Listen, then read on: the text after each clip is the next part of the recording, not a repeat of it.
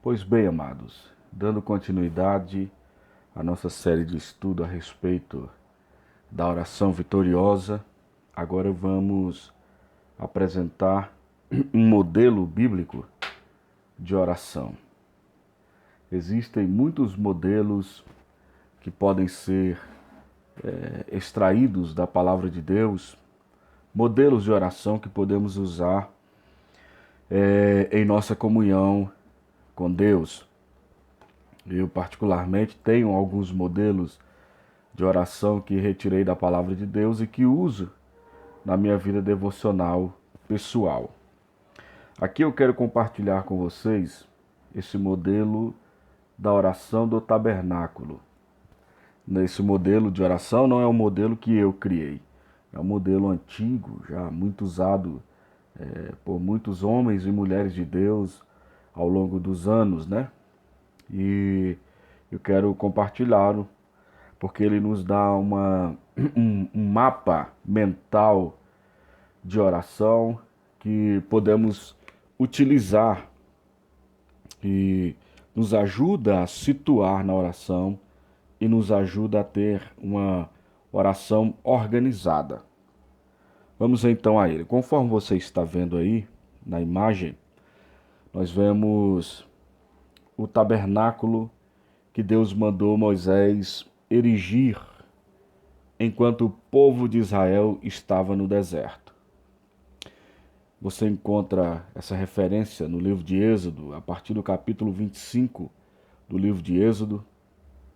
E no Novo Testamento as referências são amplas, né? Principalmente na carta aos Hebreus. Toda a carta aos Hebreus usa muito a linguagem, a figura de linguagem do Antigo Testamento para ensinar realidades espirituais.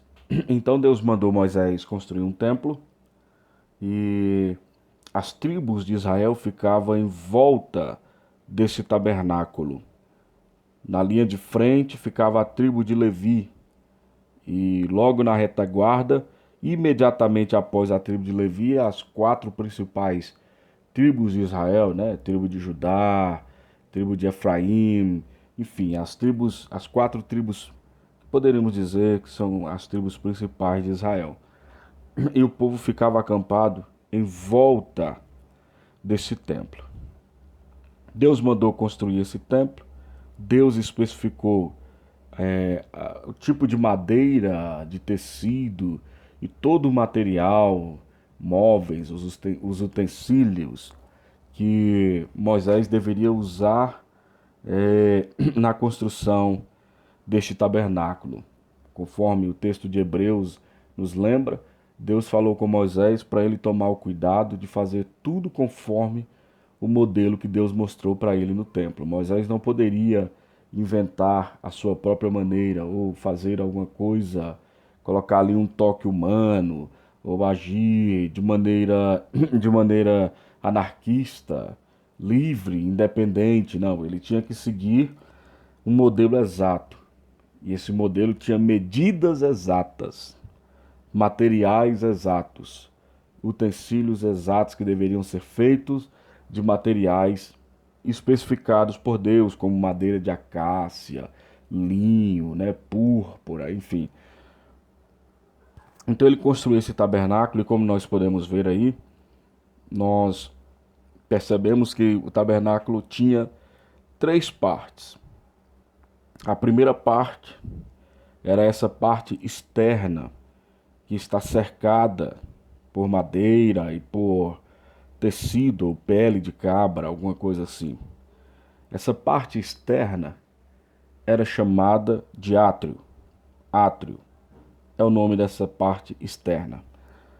E nós vemos aí nessa segunda imagem na primeira imagem logo acima, né, à esquerda acima, nós vemos aí o átrio, a parte externa do tabernáculo e como se tivéssemos dado um zoom na parte interna do tabernáculo.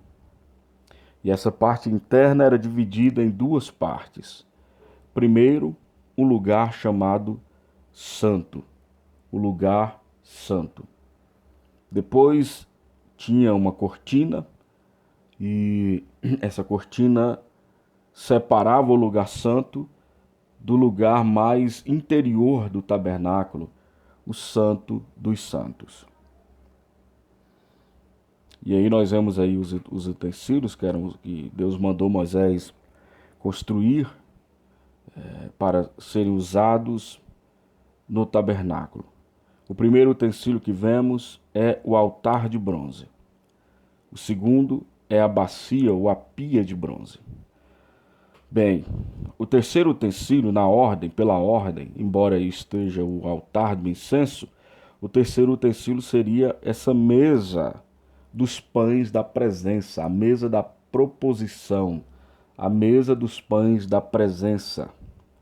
E então, o candelabro e, em seguida, o altar do incenso. Então, o véu do santuário e lá na parte interna do santuário, a arca do concerto, a arca da aliança ou a arca da presença de Deus, que era feita de madeira e ouro puro e tinha esses querubins em cima, na tampa da arca. E a própria tampa da arca ela era como se fosse uma peça à parte, chamada de propiciatório. No propiciatório tinha esses querubins, todos feitos de ouro puro, e os querubins tinham as suas asas tocando, eles estavam de frente um para o outro, e suas asas tocavam as asas um do outro, enquanto os seus rostos estavam voltados para o propiciatório. Era nesse lugar que Deus se manifestava. Era aí que Deus se manifestava e falava com Moisés, né? Por isso existe um texto bíblico que diz que Deus habita entre os querubins, porque a glória, a Shekinah de Deus, ela se manifestava aí entre esses querubins e Deus falava com o povo. Bem, vamos olhar item por item e entendermos o significado desse tabernáculo. Antes de mais nada, em primeiro lugar, esse tabernáculo era uma figura do Senhor Jesus. O tabernáculo e tudo o que tem nele, tudo o que tinha nele, era uma figura de Jesus. Tudo. Nós vemos isso porque no Evangelho de João, no capítulo 1, no versículo 14, a palavra diz que o Verbo se fez carne e habitou entre nós. Essa palavra habitou entre nós, né, a palavra habitou, do verbo habitar, no original grego, a raiz dela é da mesma palavra de tenda. É como se Deus tabernaculasse ou estivesse em uma tenda no corpo, na pessoa de Jesus. A Bíblia é enfática, o Novo Testamento nos ensina que o ser humano é o templo de Deus. O nosso corpo é um tabernáculo, né? O que é um tabernáculo? É um templo que pode ser desmontado. Era um templo móvel. Eles tinham que caminhar no deserto. Então eles tinham esse tabernáculo móvel que eles podiam montar e desmontar e carregar para onde quisessem.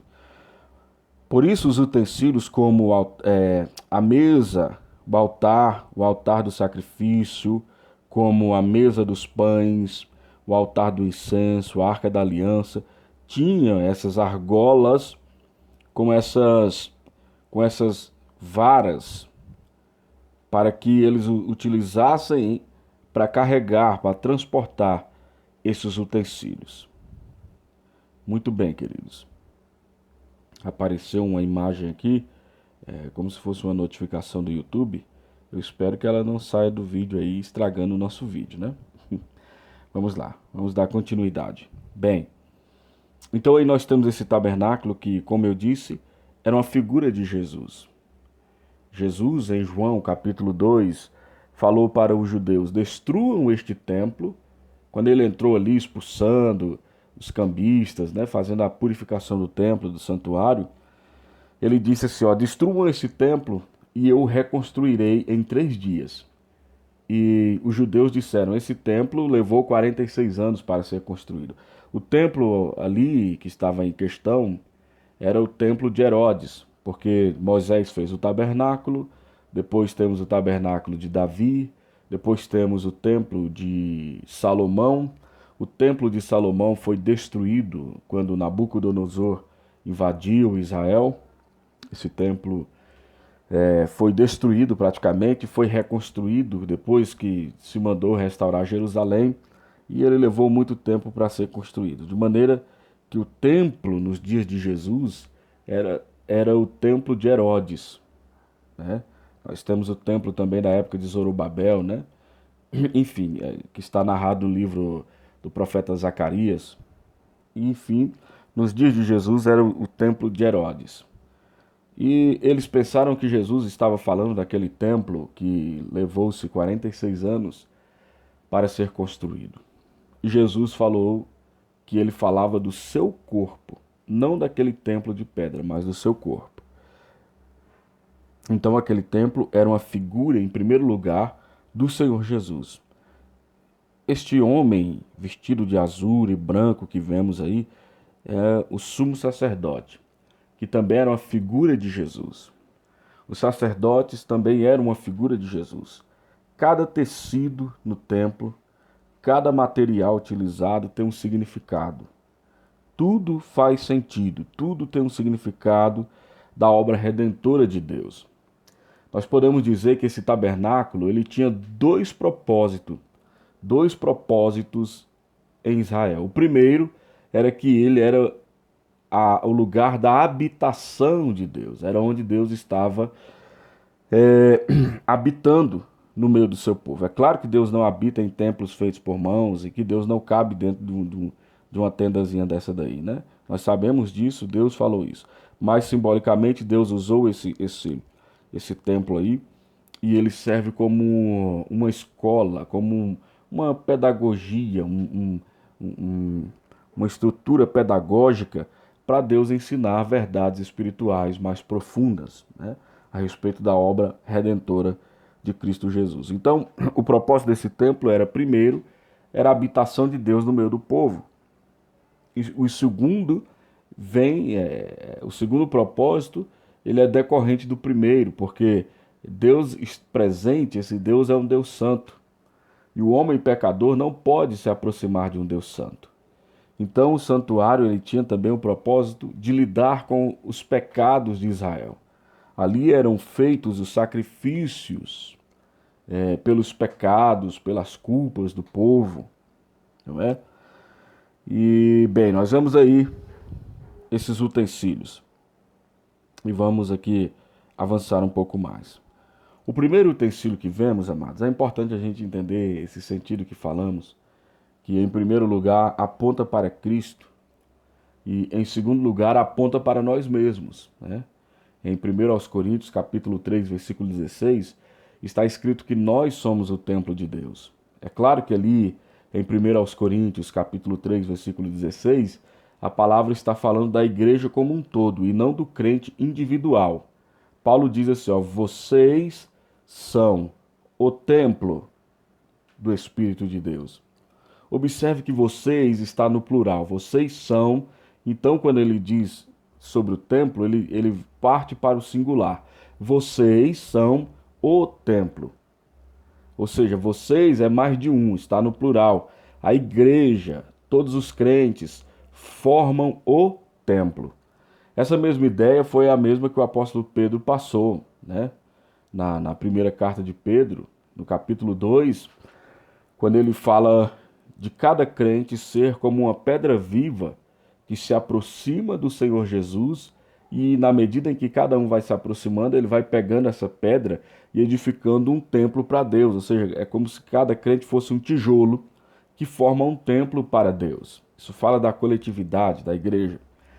Mas também é verdade que o crente individual, ele é a habitação de Deus também, no Espírito, né? Isso está em 1 Coríntios, no capítulo 6. Ali o apóstolo Paulo fala que nós, o nosso corpo, é templo do Espírito Santo, né? Então a Bíblia por todo lado fala que nós somos o templo. A referência bíblica é ampla sobre isso, o Novo Testamento. Em primeiro lugar, Jesus é o templo. Em segundo lugar, nós, os crentes, somos o templo de Deus, né? Deus habita em Cristo e habita em nós também através de Cristo Jesus. Jesus falou sobre isso no Evangelho de João, quando ele falou que ele, o Pai, viria e faria morada em nós. Ele diz, tu em mim e eu neles. Ou seja, o Pai habitando em Cristo e Cristo habitando em nós, ou seja, templos. Tanto Jesus quanto o crente são templos. O cristão é aquilo que Jesus é, o templo de Deus, não é? Esse santuário, então, representava Jesus em primeiro lugar e também, amados, o crente. O sacerdote também representava Jesus e também o crente, porque a Bíblia diz que nós somos sacerdotes reais, sacerdotes da realeza. E Apocalipse, capítulo 1, versículos 5 e 6, está escrito que Jesus nos constituiu reino e sacerdotes, né? Então nós somos sacerdotes de Deus. E Cristo também é o sacerdote. Eu vou voltar um pouquinho aqui, amado, só para a gente poder falar alguma coisa.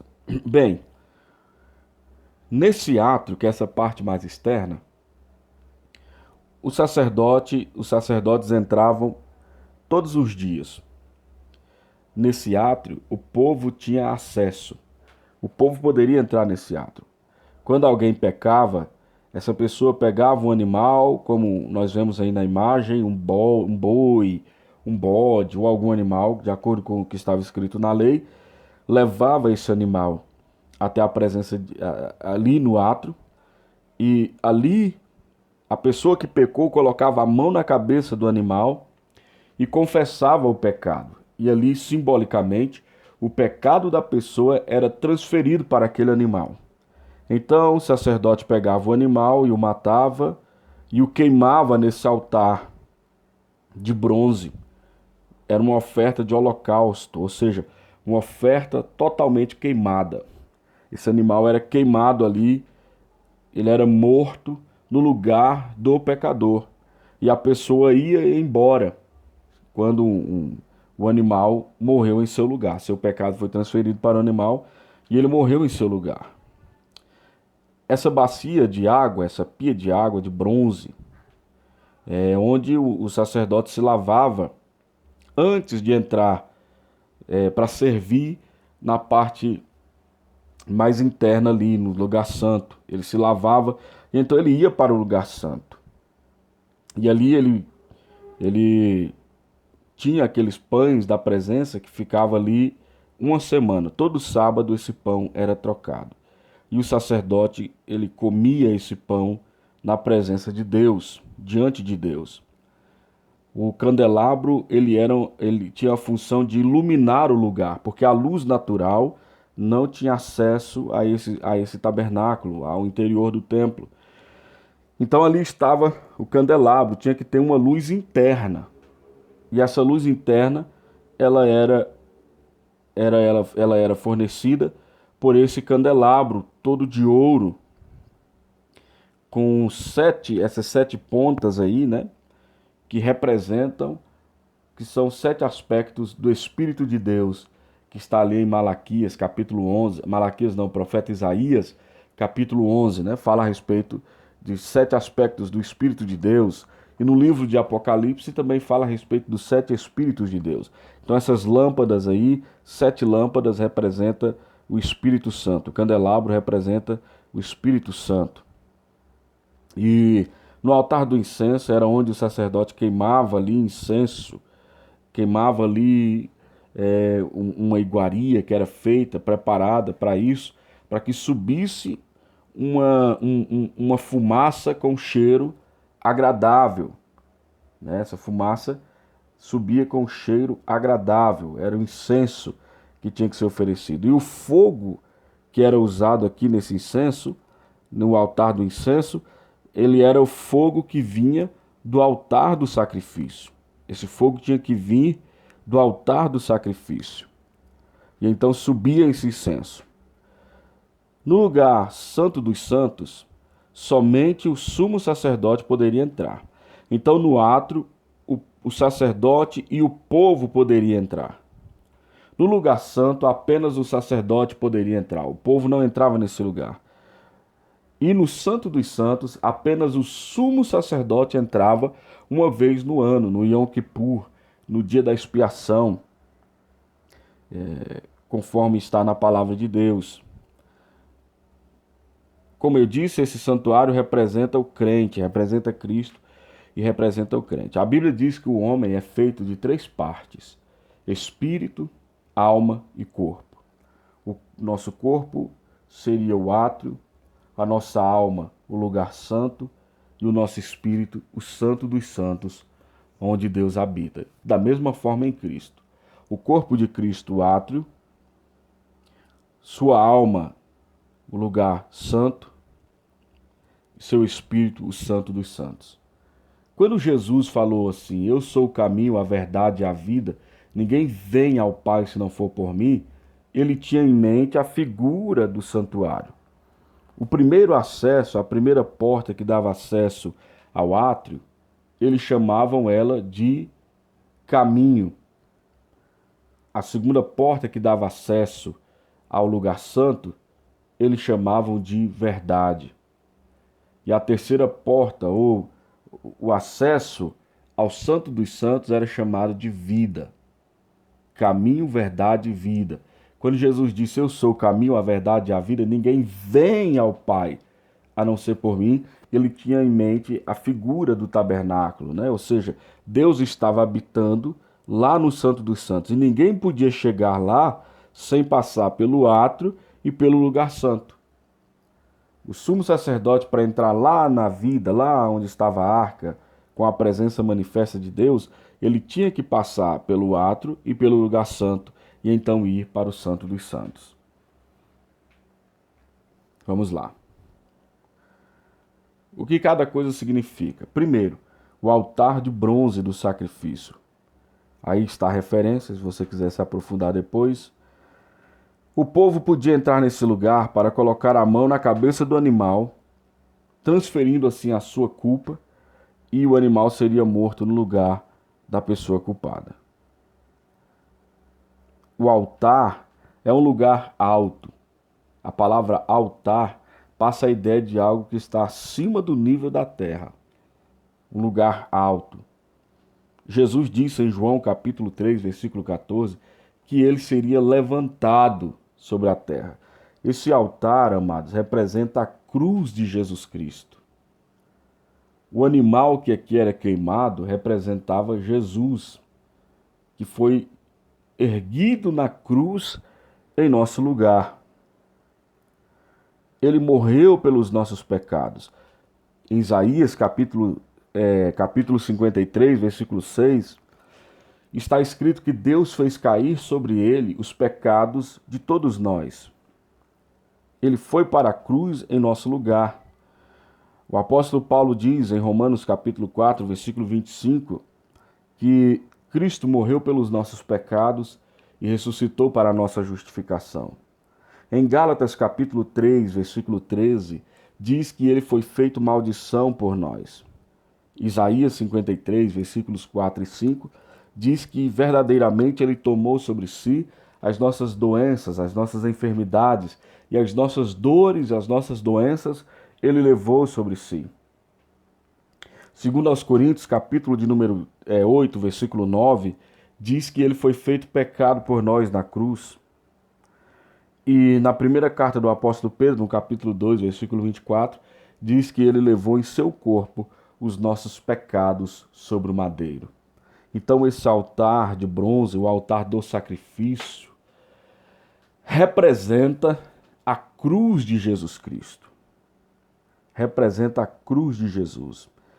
Então, seguindo aquele mapa mental da oração, imagine que você está entrando no santuário, que você está indo da parte mais externa para a parte mais interna, para o Santo dos Santos, conforme diz Hebreus capítulo 10, versículo 19, que pelo sangue de Jesus nós temos ousadia para entrar no Santo dos Santos. Ter ousadia para entrar não significa que podemos entrar de qualquer maneira, desrespeitosamente, né? Você imagina que se você dá intimidade para uma pessoa, e ela aproveita aquela intimidade com você para te desrespeitar, para te desonrar, não é? Então ter ousadia ali na Bíblia não é ser folgado no sentido de ser desrespeitoso para com Deus. Também não significa que podemos entrar de qualquer maneira. Lembre-se da parábola do grande banquete que Jesus contou, que ele mandou chamar todo tipo de gente. E o Senhor da festa disponibilizou roupas limpas e água para as pessoas banharem. E quando o Senhor chegou, ali estava um homem que tinha se recusado a tomar banho e vestir a roupa nupcial, uma roupa apropriada. E o rei perguntou para ele por que ele tinha feito aquilo e mandou expulsar ele da festa, e mandou jogar ele ali figuramente no inferno, né? Figuradamente no inferno. E é assim também conosco. Somos salvos pela graça, Deus abriu para nós o acesso à sua presença, mas nós não podemos entrar de qualquer maneira. Nós temos que seguir alguns princípios e respeitar esses princípios divinos, né? Então aqui, imagine que você está entrando lá para a Arca da Aliança, onde está a presença de Deus. Nesse primeiro mobiliário, nessa primeira mobília, você imagina que você está diante da cruz de Jesus. E aqui você ora, trazendo todos os versículos bíblicos que você conseguir lembrar e decorar, que falam sobre a cruz de Jesus e o significado dessa cruz. Essa cruz fala do amor de Deus por nós, porque a Bíblia diz que ele prova o seu amor por nós no fato de que Cristo morreu por nós, sendo nós ainda pecadores. Essa cruz fala do amor de Deus por nós, porque a palavra diz que Deus amou o mundo de tal maneira que deu o seu Filho unigênito para que todo aquele que nele crer não pereça, mas tenha a vida eterna. Então essa cruz fala do amor de Deus por nós. Essa cruz fala de que nós pecamos. Essa cruz fala de que nós erramos. Essa cruz fala da gravidade do pecado. É tão grave que o Filho de Deus teve que morrer por causa dele. Essa cruz fala da justiça de Deus em punir o pecado, pois Deus é amor, mas também é justiça. O amor de Deus, embora queira salvar, a justiça de Deus precisa punir o pecado. O pecado não pode ficar impune. Se Deus deixasse o pecado impune, Deus seria injusto. Então Deus não pode ser injusto, ele tinha que, ao mesmo tempo, ser justo e justificador. E para ele ser justo e justificador, ele entregou Jesus em nosso lugar. Ele puniu o pecado em Jesus, ele cravou, colocou o nosso pecado em Cristo e ali ele puniu os nossos pecados. Aqui você lembra de Romanos capítulo 8, quando a palavra diz que aquilo que for impossível para a lei fazer, isto é, libertar o homem do pecado, porque ela estava enfraquecida pela carne, Deus o fez enviando o seu Filho na semelhança do homem pecador, e ali na carne Deus condenou o pecado. Na carne de Jesus, nosso pecado foi condenado. No sacrifício de Jesus, todo o nosso pecado foi condenado. Aqui também foi para nos dar o perdão. A cruz fala do perdão. O pecador deixava o animal morto, queimado aqui nesse altar, e ele ia embora perdoado. Assim também é conosco. A Bíblia diz que em Cristo Jesus nós temos a redenção, isto é, o perdão dos pecados. Nele nós temos o perdão dos pecados. Nele você tem o perdão dos pecados. Então aqui você ora, trazendo à sua memória todos os versículos bíblicos que falam sobre a cruz, sobre a morte de Jesus e o seu significado. Aqui você ora lembrando que aqui ficou a sua pobreza, aqui ficou a sua maldição. Aqui, quem foi queimado foi o seu velho homem. Foi crucificado o velho homem juntamente com Cristo. Foi morto juntamente com Cristo. Aqui você se identifica com Jesus em sua morte substitutiva, porque ele morreu para nos substituir. Então aqui nesse altar, você traz à sua memória esses versículos, você ora esses versículos, né? Você está orando a palavra. Esta é uma oração puramente bíblica. E aqui eu disse que o modelo de oração do tabernáculo não é meu, é um modelo que já existe há anos. Mas aqui o que eu estou acrescentando é apenas o que você vai orar aqui, né? Ou seja, aqui, o que é meu aqui, é meu assim, de Deus, né? O que eu estou colocando é o conteúdo da oração que você vai usar aqui nessa parte, no altar, né? Então você vai trazer à sua memória a cruz de Jesus e o significado da morte dele, né? Aponta para a nossa pecaminosidade horrível. Aqui você tem a confissão dos pecados, né? Onde você confessa, você transfere toda a culpa para Cristo e você ora a cruz de Cristo aqui. Vamos mais adiante. Bem, depois do altar do sacrifício, que era de bronze, nós também temos essa pia de bronze, onde o sacerdote tinha que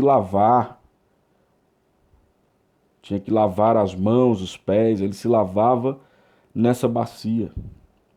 Essa pia de bronze com água, ela representa duas coisas, que são uma, mas que são duas, né? São distintas. É a palavra de Deus e o Espírito Santo. Bem, em Efésios capítulo 5, a palavra fala a respeito de Jesus lavar a igreja pela palavra. Lavar pela palavra. Hoje nós usamos a expressão lavagem cerebral. E essa lavagem cerebral é feita por meio de palavras, né? Ou seja, por meio das palavras nós trocamos umas ideias por outras ideias.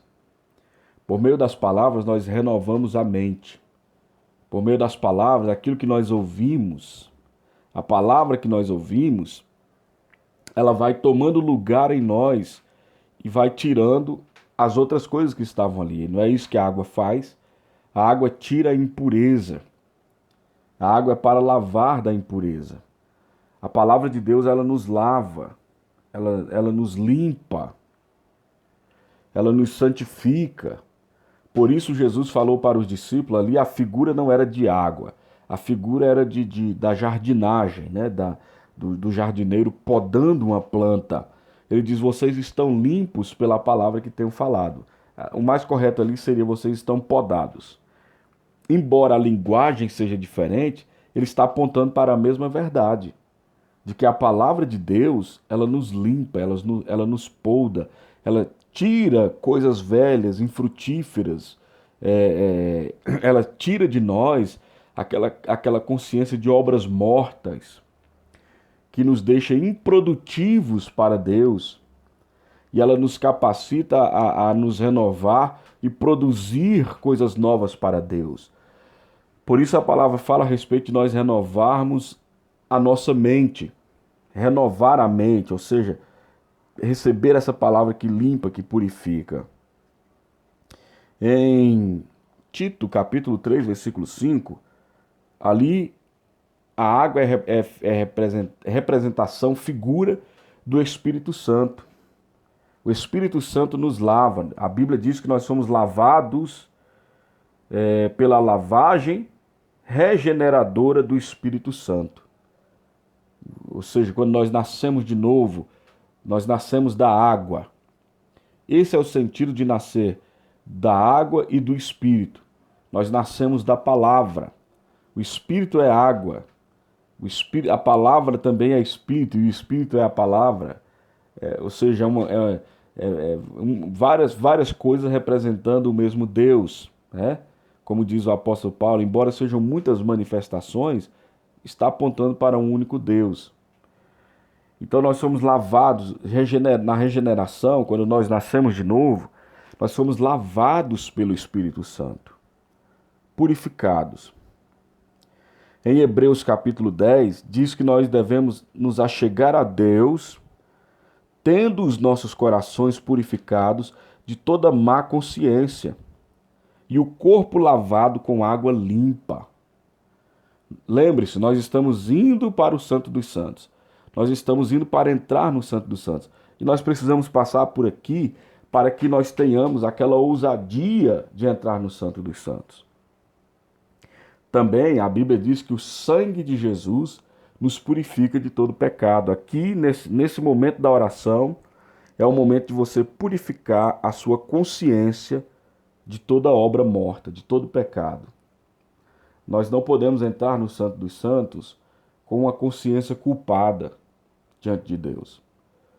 O sumo sacerdote, quando ele fazia esse ritual aqui, ele tinha ousadia para entrar no Santo dos Santos. Ele acreditava que ele não iria morrer. Qualquer pecador que se aproximasse sem passar por esse processo, morreria, até mesmo o sumo sacerdote. Mas ele passava por esse processo de oferecer o sacrifício em seu próprio lugar, né? Uma substituição tanto dele quanto do povo. Ele se lavava, ele pegava as cinzas de uma novilha e aquelas cinzas eram aspergidas nele, né? E ele tinha coragem de entrar no Santo dos Santos, ele tinha coragem e acreditava que não morreria, porque ele confiava naquilo que Deus tinha mandado fazer. Nós também precisamos confiar no que Jesus fez por nós. Aqui nós purificamos a nossa consciência de todo pecado, de toda culpa. Isso só é possível por meio da palavra de Deus e por meio do sangue de Jesus, da confiança no sacrifício, da confiança no sangue de Jesus derramado em nosso lugar. Então aqui você precisa meditar no ensino bíblico sobre a graça, no ensino bíblico a respeito de que nele você tem o perdão dos pecados, no ensino bíblico de que não é por obras, não é pelo que você faz, mas é pelo sangue de Jesus. O Salmo de número 105, 119, o salmista pergunta assim, ó, como purificará o jovem o seu caminho? Observando-o segundo a sua palavra. Como que nós podemos purificar a nossa consciência, amados? Observando a palavra de Deus, crendo na palavra, crendo que aquilo que Deus diz é verdade, acreditando que a morte de Jesus resolveu o nosso problema diante de Deus. Se Deus acredita no que Jesus fez, nós também precisamos acreditar. Nós temos que purificar aqui a nossa consciência. Nós temos que revestir o nosso entendimento dessas verdades bíblicas, né? Pela palavra de Deus, purificando por meio da palavra, trocando as nossas ideias pela palavra. Muitas vezes nós encontramos cristãos que, quando erram, eles se afastam, eles ficam cabisbaixos, eles abandonam o caminho, eles começam a pensar que não tem mais jeito para eles, muitos desistem, né? Abandonam tudo e desistem quando eles tropeçam. E eles fazem isso, muitos até mesmo assim com a áurea de santidade, de que estão agindo, fazendo coisa boa, que é porque tem respeito pelas coisas de Deus e tal. Mas isso, amados, biblicamente é errado e é pecaminoso, porque isso é justiça própria, isso é autoconfiança, isso é confiar em si mesmo, isso é confiar no que você faz. O problema disso é que quando você acerta, você fica todo animado. E quando você erra, você fica todo desanimado. Isso é pecaminoso, porque a sua confiança não está no que Jesus fez, está no que você faz ou deixa de fazer. Então aqui você purifica sua consciência de toda obra má, de todo pecado, de toda culpa.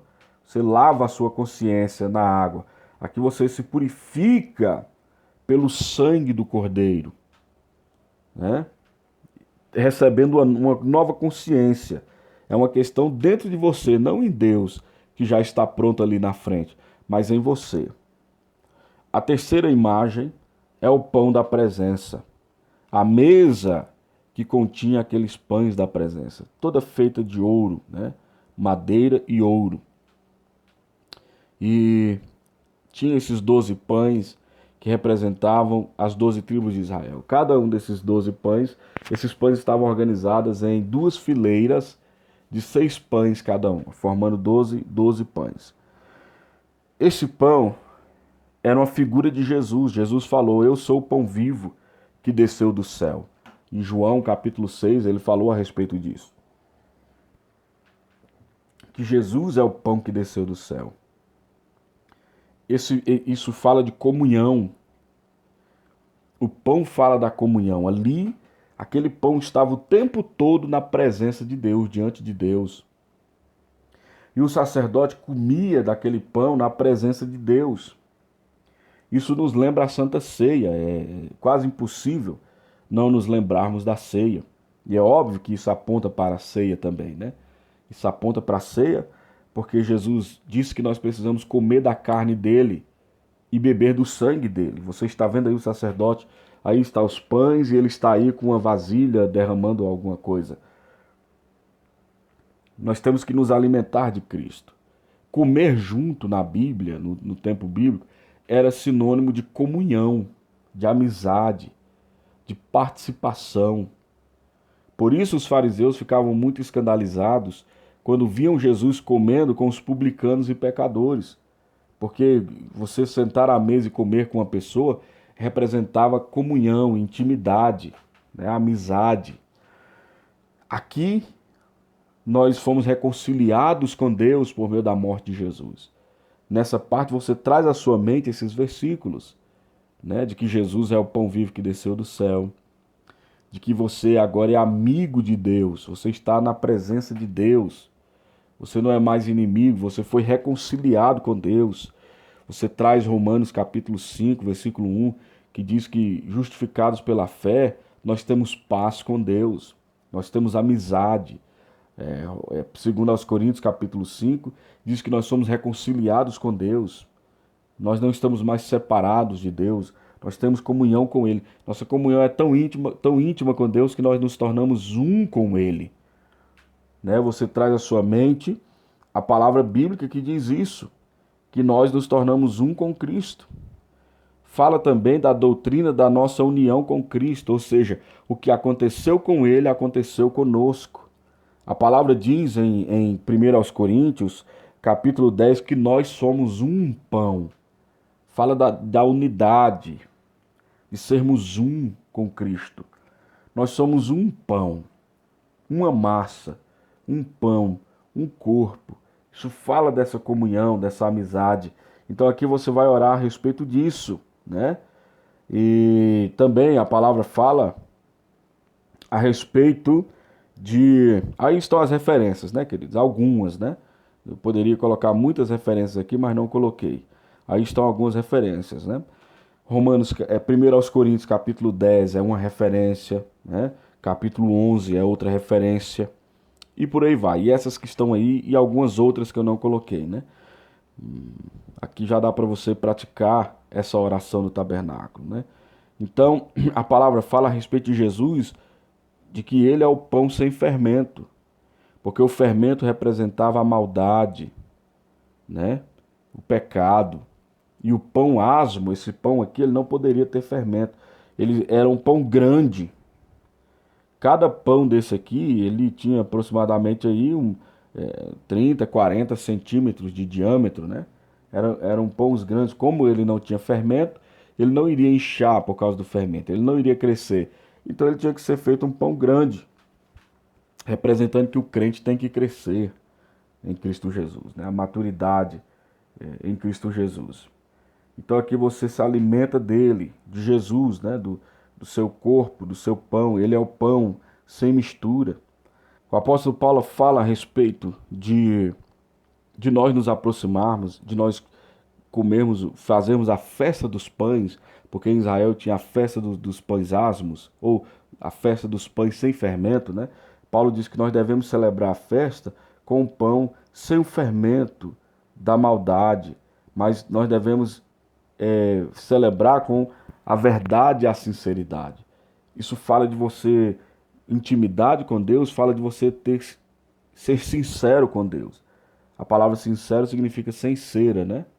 Sem máscara, sem fingimento, sem tentar esconder alguma coisa de Deus, até porque não é possível, né? Mas é importante você ir com sinceridade, ser aberto diante de Deus, né? Você ter comunhão é isso, é você também ter intimidade com a pessoa de tal maneira que você é totalmente sincero, né? Você não tem falsidade diante da pessoa, você não esconde nada para aquela pessoa, né? Não tem como esconder nada de Deus, amados, mas é uma questão da consciência, da sua consciência, da consciência do crente, né? Deus não muda em nada, mas nós mudamos em nossa consciência. Então aqui você traz essas coisas, né? Enfim, no final aí fala a respeito de que esse pão ele tinha que ser trocado, o pão da presença tinha que ser trocado semanalmente. Isso aponta para a troca de gerações, né? O apóstolo Paulo, que era os pães aqui também representam o crente, Cristo e o crente, né, amados? Nós também somos o pão, somos um com ele, né?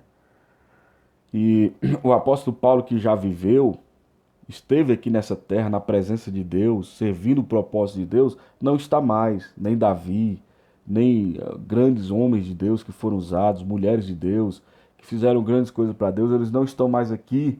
Quem está aqui agora somos nós, né, diante de Deus.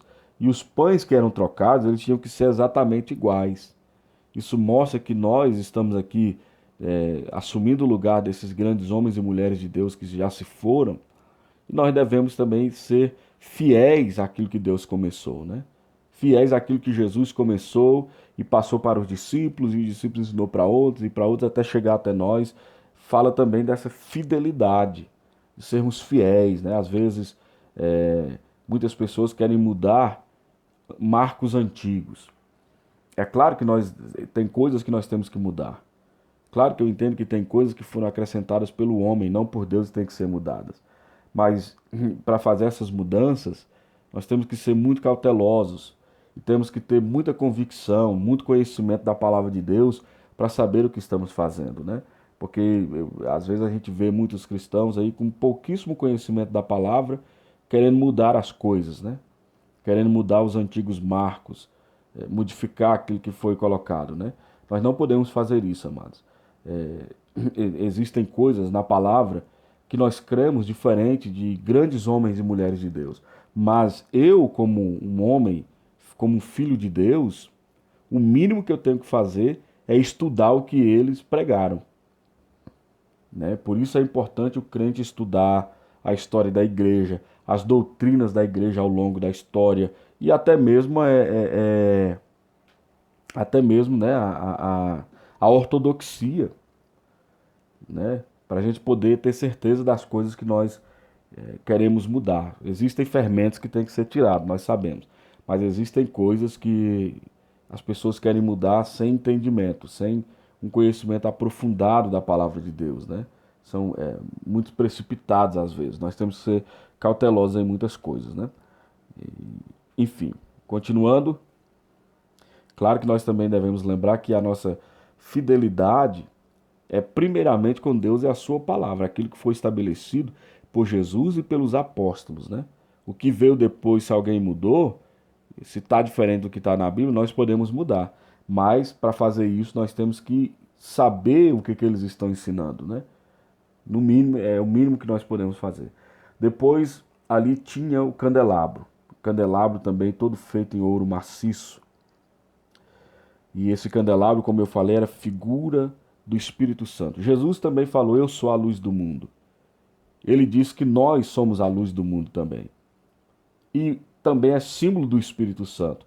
Então representa Jesus, representa o crente, representa o Espírito Santo. Mas principalmente aqui, esse candelabro representa Jesus, os 7 Espíritos de Deus, ou os 7 aspectos do Espírito de Deus, em Isaías capítulo 11, né? Depois, se você puder ler, você lê.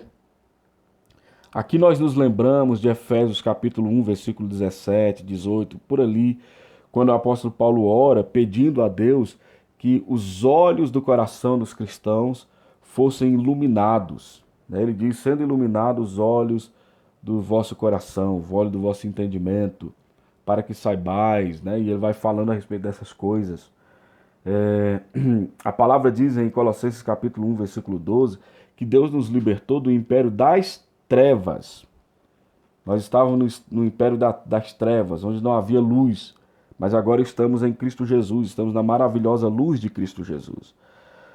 E a palavra também fala a respeito do Espírito Santo que nos foi dado para nos fazer saber aquilo que Deus nos deu, ou seja, lançar luz sobre nós. E em 2 Coríntios capítulo 4, versículo 6, diz que Deus resplandeceu em nosso coração para a iluminação do conhecimento de Deus na face de Cristo. Então esse candelabro ele fala da iluminação espiritual, de sermos iluminados, de Deus iluminar os olhos do nosso entendimento para nós sabermos, para nós compreendermos a sua palavra. Nós devemos orar por iluminação. Aqui nós oramos por iluminação espiritual, para que o Espírito Santo nos revele, nos ilumine, nos ensine e que nós saibamos as coisas que Deus tem para nós, né? Como eu falei, não havia luz natural no interior do tabernáculo. Então era esse o candelabro responsável por iluminar. O sacerdote não poderia saber onde estava o pão da presença, nem o altar do incenso, se não fosse essa luz. Da mesma forma também existem coisas de Deus dentro de nós que nós não podemos ver se a luz não for acesa. Então precisa iluminar os olhos do nosso entendimento, colocar luz nos olhos do nosso entendimento para a gente ver certas coisas, né? Não estarmos cegos para algumas coisas. Não estamos mais no império das trevas, estamos no reino da luz. Aqui nós temos o altar do incenso. Aqui o sacerdote queimava o incenso e subia essa fumaça com aroma agradável, como um perfume nas narinas de Deus. Fala da intercessão de Jesus por nós em primeiro lugar. Romanos capítulo 8, versículo 34 diz que Jesus intercede por nós. A carta aos Hebreus também fala da intercessão de Jesus por nós. Fala que ele intercede por nós. Fala também da oração sem cessar. Em Apocalipse capítulo 5, versículo 8, fala desse incenso ser a oração dos santos, né?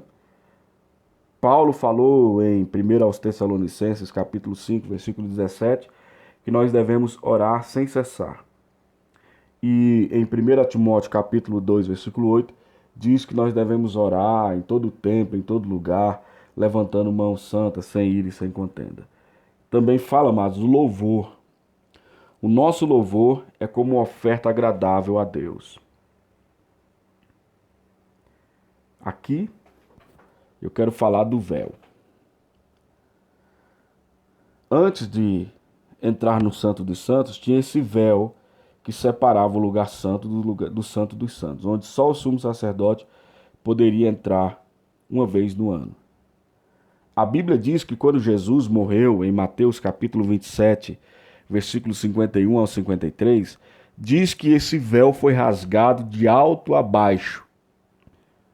Esse véu foi rasgado. Esse véu, ele representava o corpo de Jesus. Conforme Hebreus capítulo 10, versículos 11, versículos 19 e 20, diz que nós temos acesso, pelo sangue de Jesus, nós temos ousadia para entrar no Santo dos Santos, pelo novo e vivo caminho que ele nos abriu, pelo rasgar do véu. Aí diz, isto é, do seu corpo. O seu corpo foi rasgado para dar acesso a Deus. Lembra que nós falamos a respeito da carne? A carne de Jesus era o véu que escondia Deus. Deus estava escondido dentro de Jesus. Deus estava oculto dentro de Jesus. Assim como Deus estava escondido ali dentro. As pessoas não podiam ver Jesus. Lembra-se de João capítulo 14, versículo 6. Quando Jesus falou, eu sou o caminho, a verdade e a vida, ninguém vem ao Pai a não ser por mim. Filipe falou, Senhor, mostra-nos o Pai, isso nos basta. E Jesus falou assim, há quanto tempo eu estou com vocês e ainda não me tem visto, Filipe? Quem vê a mim, vê o Pai. Né? Então, o Pai estava habitando no Espírito de Jesus. Só que as pessoas não viam porque elas viam apenas o corpo de carne. Eles não viam que dentro daquele corpo de carne, a palavra estava tabernaculada. Deus estava habitando dentro daquele corpo de carne. Como a Bíblia diz, né, que em Cristo habita corporalmente toda a plenitude da divindade. Diz também que foi do agrado da divindade, isso em Colossenses capítulo 1, versículo 19, que toda a plenitude se agradou em habitar nele. Deus estava habitando em Cristo. Deus estava em Cristo, né? E o seu corpo impedia as pessoas de ver isso, eles viam só a carne. Mas quando ele foi morto, o seu corpo foi rasgado quando ele estava na cruz. O seu corpo foi rasgado e isso deu acesso à presença de Deus. significa que Deus abriu para nós um novo e vivo caminho. Se nós lermos na segunda carta de Paulo aos Coríntios, no capítulo 3, do versículo 7 ao 18, ali a palavra está falando a respeito do véu que Moisés colocou em seu rosto quando ele esteve com Deus. Os israelitas não queriam ver a glória que estava resplandecendo no rosto de Moisés, ainda que fosse desvanecente, ainda que aquela glória estivesse diminuindo, decrescente. Diz que Moisés colocou um véu no rosto para eles não verem a glória de Deus.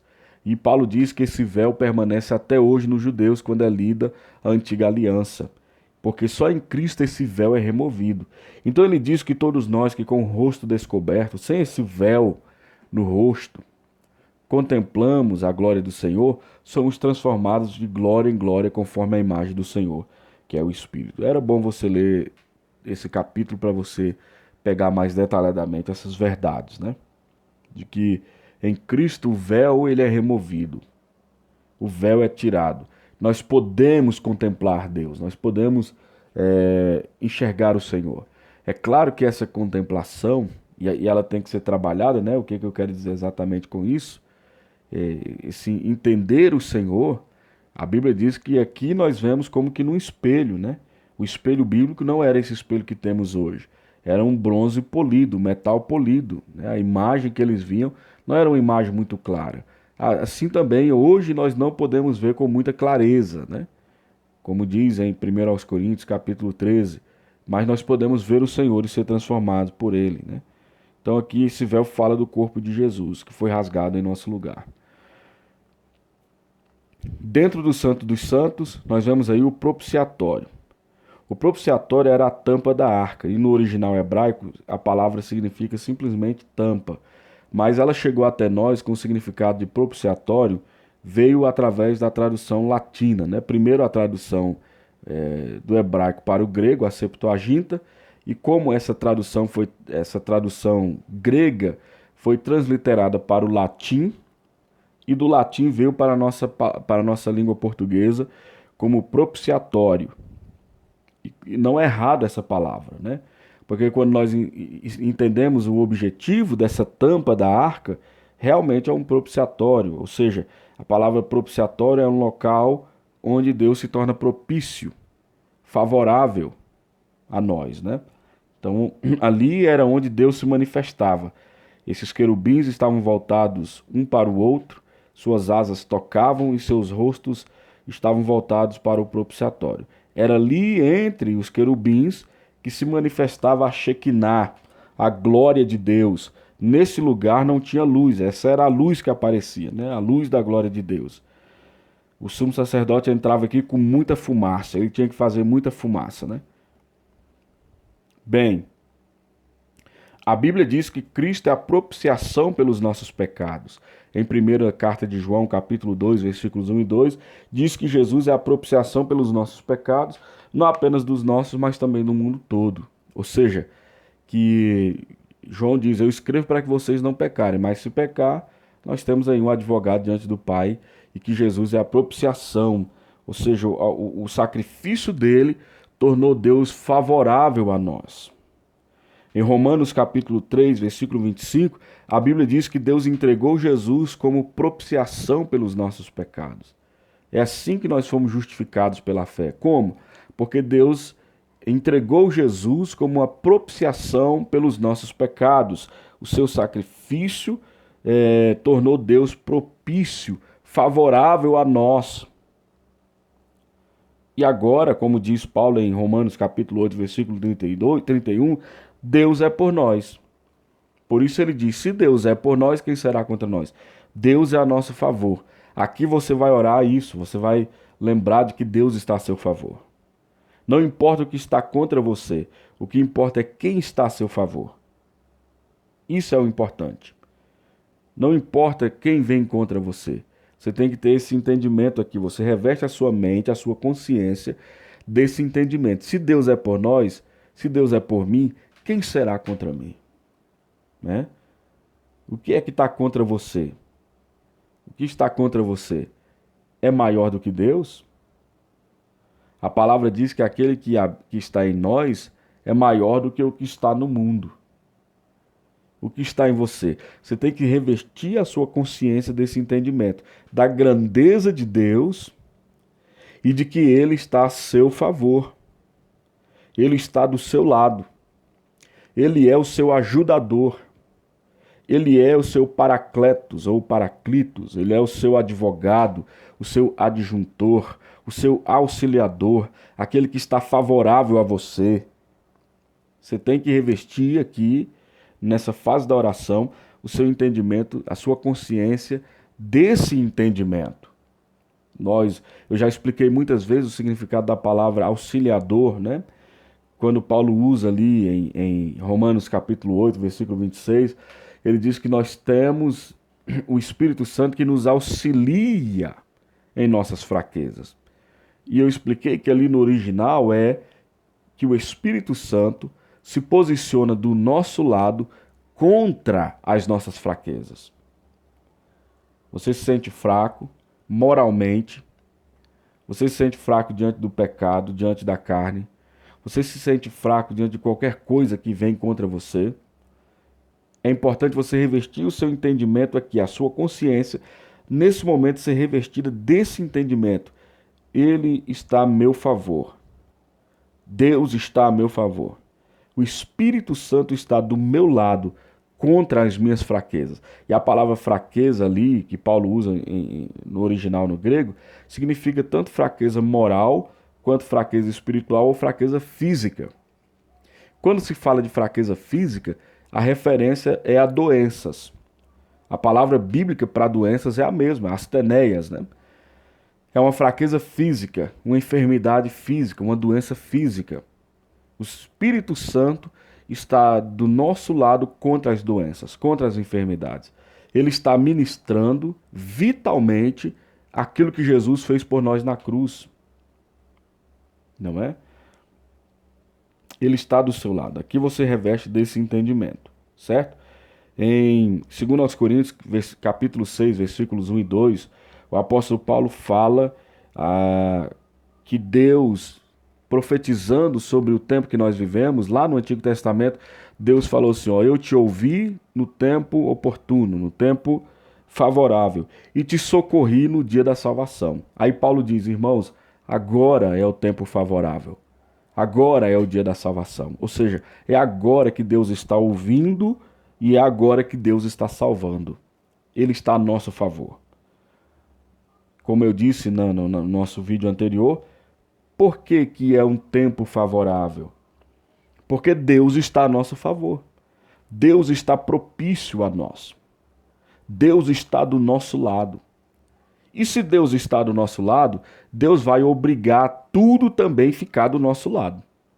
Se Deus está a meu favor e a seu favor, Deus também vai obrigar todas as coisas a ficarem a nosso favor.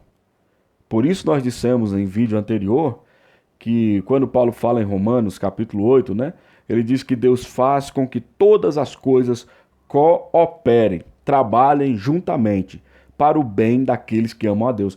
Tudo que está aí, todas as coisas que estão tanto contra você quanto a seu favor, Deus obriga todas essas coisas a trabalharem para o seu bem, para levar você ao propósito que Deus tem para a sua vida. Nós citamos o exemplo de José, né? Deus estava a favor de José, e porque Deus estava a favor de José, tudo que foi jogado contra José, Deus obrigou aquilo a trabalhar a favor de José. Nós dissemos que a Bíblia não diz que as coisas trabalham voluntariamente para o nosso bem. Não é assim que acontece, né? As pessoas dizem, tem mal que vem para bem. Não, o mal não vem para bem nenhum. O mal vem para destruir mesmo. Só que Deus obriga o mal a trabalhar a favor daqueles que o amam e que são chamados segundo o seu propósito. Deus é por nós, ninguém pode ser contra nós. Aquilo que vem contra nós, Deus transforma aquilo a nosso favor. Ele não apenas nos livra do mal. Ele não apenas nos livra de coisas que atiram contra nós, como também ele pega e obriga aquelas coisas a trabalhar a nosso favor. Ou seja, nada será perdido. Tem uma pregação do bispo T.D. Jakes, né, que alguém traduziu para o português, colocou legenda em português. É bom você assistir. O título é Nada Será Perdido. Para você entender essa parte que eu estou falando, né? Claro que Deus não é o causador do mal. Dele só flui o bem. Só flui o que é bom e o que é do bem, né? Dele todo dom perfeito, toda boa dádiva vem dele para nós. Ele é uma fonte que jorra apenas água doce, ele não jorra o mal. Dele só flui o bem, né? Ele não é o causador do mal. Mas, uma vez que alguém tente coisas contra nós, ou Deus faz com que essas coisas trabalhem a nosso favor. Deus está favorável. Se ele é favorável, quem será contra nós? Né? Aqui você reveste a sua consciência desse entendimento. Por fim, a arca da presença, a arca da aliança, a arca do concerto. Dentro dela, Deus mandou Moisés colocar as 2 tábuas da lei, uma porção do maná e a vara de Arão que floresceu. Essa arca, amados, esse lugar santo dos santos, fala do céu também. A Bíblia diz em Hebreus que Jesus, você pode ler Hebreus capítulo 8, 9, 10, vai trabalhar mais detalhadamente isso. Todo o livro de Hebreus trabalha essas coisas, né? Mas especialmente os capítulos 7, 8, 9 e 10 de Hebreus, né? A Bíblia diz que Jesus, ele entrou aqui no Santo dos Santos, só o sumo sacerdote poderia entrar uma vez no ano. O povo não podia entrar aqui. Mas a Bíblia diz que Jesus entrou aqui, primeiro, como o nosso substituto. Ele entrou em nosso lugar. Mas ele não entrou apenas como o nosso substituto. A palavra diz que ele entrou como o nosso precursor. Ou seja, entrou antes de nós. Não apenas em nosso lugar, mas também antes de nós. O convite de Deus agora é que todos entrem no Santo dos Santos. A palavra diz, né, que nós temos ousadia para entrar no Santo dos Santos. Nós podemos entrar aqui. Aqui nós enchemos a nossa consciência da presença de Deus. Nós estamos diante da presença de Deus. Aqui eu creio que a presença de Deus é mais real do que a sua presença, por exemplo. Eu creio que a presença de Deus é mais real do que as coisas que eu estou vendo. Aqui eu revisto a minha consciência de que Ele está vivo e Ele está presente. Ele é o Jeová Chamar. Aqui eu encho a minha consciência do entendimento da presença de Deus, de que Ele disse: eu estou com vocês todos os dias até a consumação dos séculos. Eu encho a minha consciência de que Deus está comigo, como diz o Salmo de número 23, né? Tu estás comigo. A presença, a consciência da presença de Deus. E aqui é um lugar de intercessão. O sumo sacerdote aqui intercedia pelo povo. E Jesus, que entrou em nosso lugar e antes de nós, no Santo dos Santos, a Bíblia diz que ele intercede por nós. Ou seja, é um lugar onde você não se preocupa apenas com você mesmo, onde você não ora apenas por si mesmo. É um lugar de intercessão. É o lugar onde você intercede em favor de todos os homens, as autoridades, amigos, familiares, sua igreja, seu pastor, sua liderança espiritual. Aqui é a oração de intercessão. Aqui você ora essas coisas, né? Bem, então nós chegamos ao fim da apresentação e dessa oração do tabernáculo. Pratique ela imediatamente, coloque ela em prática ainda hoje. Ore ao Senhor. Amém? E queremos louvar a Deus pela sua presença, sua companhia ao longo desse curso, né? Esse é o último vídeo da série. Tem muita coisa a ser falada, é claro. Embora o nosso vídeo tenha ficado um pouco longo, né? Mais de 70 minutos. Eu ainda não expus a doutrina completa do santuário, né, do tabernáculo. Isso exigiria muito tempo de estudo, de exposição bíblica, né? Muita coisa que tínhamos que estudar aqui. É porque eu quero falar apenas, tornar esse estudo algo prático, para você colocar em prática imediatamente. Se puder, volta, veja novamente esse vídeo umas 3, 4 vezes. Fixe em sua mente, né? Para você poder ser edificado. Faça essa oração todos os dias, né? Nós temos muitos outros modelos de oração para ensinar para os irmãos, mas pega esse daí e pratica, você vai ser muito abençoado, tá bom? Muito obrigado por sua companhia, né? Por ter assistido todos os outros vídeos. Eu digo obrigado, mas você é ricamente beneficiado por isso, ao colocar isso em prática. Que a graça e a paz do Senhor Jesus seja com sua vida, com toda a sua família. Muito obrigado. Amém.